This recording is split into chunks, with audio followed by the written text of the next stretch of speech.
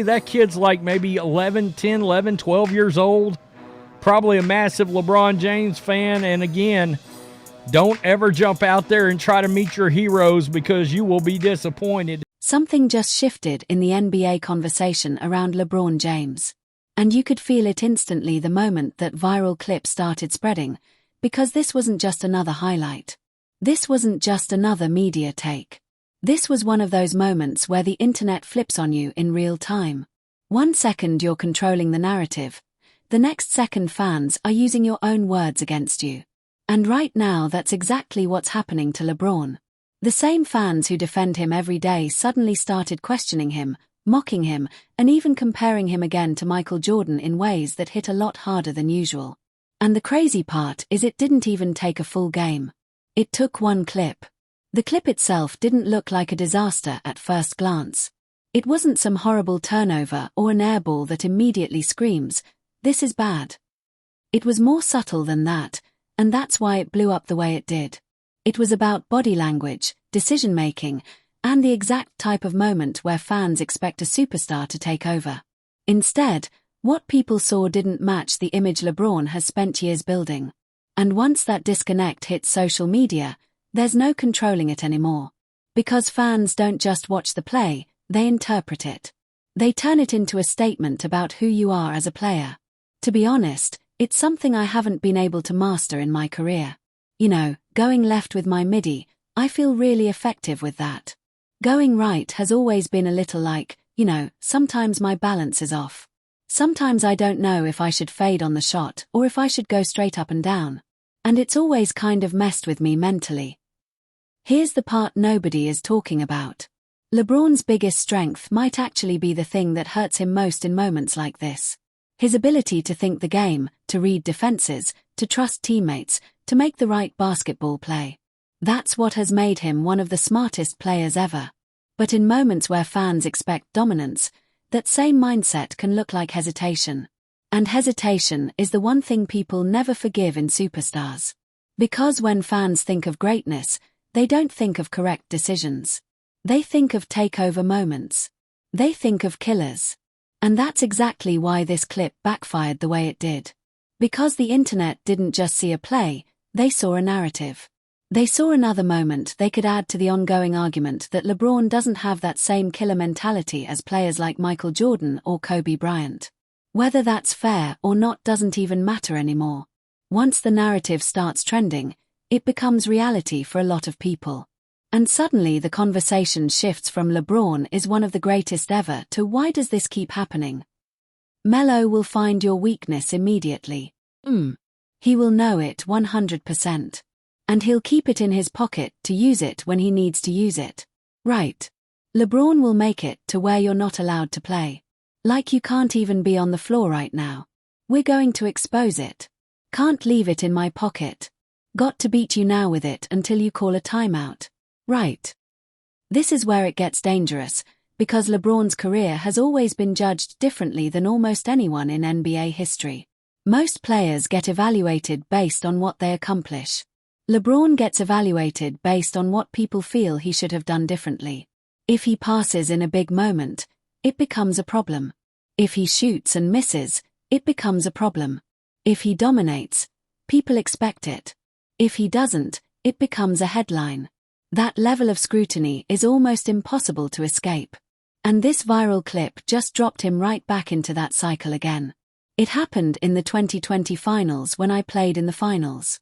And I had an unbelievable game in one of the games to close out the Heat in the finals, and I drove the ball, 2 or 3 defenders came, and I found Danny Green wide open for a 3 and he missed it, and we went to a Game 5 I believe or Game 6. You can take it every time. I take it every time. And people like, why didn't you take the shot? He should have took the shot. There you go again. And you can already see how quickly things escalated. Fans who were defending him last week suddenly started bringing up old finals losses. Others started comparing him to Jordan again. Some even pulled up clips of Kobe taking tough shots in similar situations just to make the contrast feel more dramatic. That's how fast the internet moves. One moment turns into 10 different arguments, and suddenly LeBron isn't just being judged for that clip. He's being judged for his entire career all over again. Here's the part nobody is talking about. This isn't really about one play. It never is. This is about the expectation that LeBron has carried since he was a teenager. From the moment he entered the league, he was labeled as the chosen one. Every decision he makes is viewed through that lens. Fans don't just want greatness from him. They want a specific type of greatness. They want dominance that feels emotional. They want moments that look like control, not calculation. And when they don't get that, they react. This is where young players usually make a mistake. They think fans care more about efficiency than emotion. But the truth is, fans remember how moments feel more than how they actually played out. LeBron might make the right basketball play 9 times out of 10. But if that one moment doesn't match what people expect emotionally, that's the one they hold on to. That's the one that goes viral. That's the one that gets replayed over and over again. They all are so different. The one I would say that is the hardest is LeBron. The reason why is because his 6 feet 9 inches, 260, and his Magic Johnson, Kobe. He's like everybody. If he had Kobe's and Michael's mind, he could average 45, 10, and 10 every day if he wanted to. And honestly, part of this comes down to how different LeBron is from the players he's constantly compared to. Michael Jordan didn't care if the shot was the right one. He wanted the moment. Kobe Bryant didn't care if there was a better option. He wanted the responsibility. LeBron plays a different game. He plays a smarter game. He plays a team-first game. But in the eyes of certain fans, that difference will always feel like a weakness, even when it's actually a strength. This is where it gets even more complicated, because LeBron has proven countless times that he can take over games. His hit game winners. His dominated elimination games. His carried teams through entire playoff runs. Those moments exist. They're real. But the internet doesn't care about balance.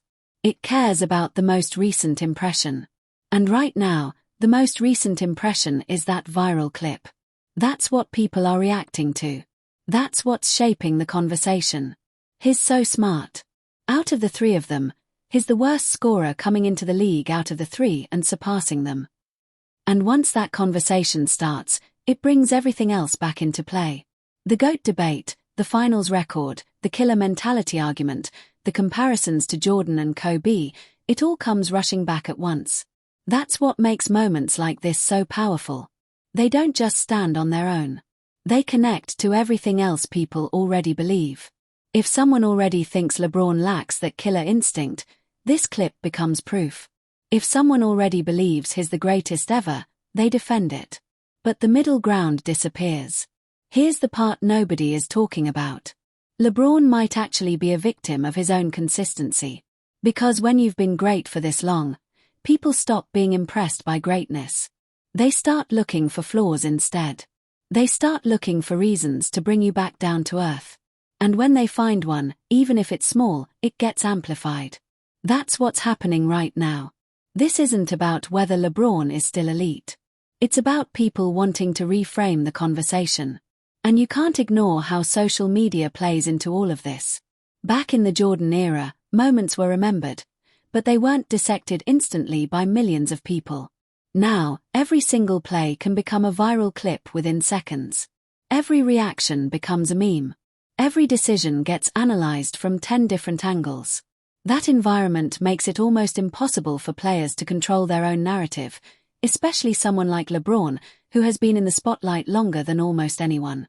This is where it gets dangerous for his legacy conversations, because moments like this stick. They get replayed. They get referenced in future debates. They become part of the argument whether they should or not. And when you're already in constant comparison with someone like Jordan, who has a nearly mythological reputation, every perceived flaw gets magnified. That's just the reality of the situation. But at the same time, this reaction says just as much about fans as it does about LeBron. Because fans say they want team basketball, but they also want individual dominance. They say they respect the right play, but they also want the dramatic one. They say they value IQ, but they celebrate aggression. And LeBron sits right in the middle of all of that contradiction. He represents a different type of greatness. And not everyone is comfortable with that. So now the question becomes bigger than just one clip. It becomes about how LeBron's career will ultimately be remembered. Will it be remembered as the smartest, most complete career in NBA history? Or will moments like this continue to fuel the argument that he was never quite as dominant emotionally as some of the legends before him? Because right now, the internet is leaning hard into that second narrative. And that's why this situation matters more than people think. Not because of the play itself, but because of what it triggered. It reopened debates that never really go away. It gave critics new material. It gave fans something to argue about. And it reminded everyone that no matter how much LeBron accomplishes, he will always be judged against a standard that isn't just about basketball, it's about perception. So now the real question is this: are fans overreacting to one moment, or are they pointing out something that has always been part of LeBron's game? And more importantly, does it even matter at this point in his career? Because one thing is clear, every time a moment like this happens, the debate doesn't get quieter, it gets louder.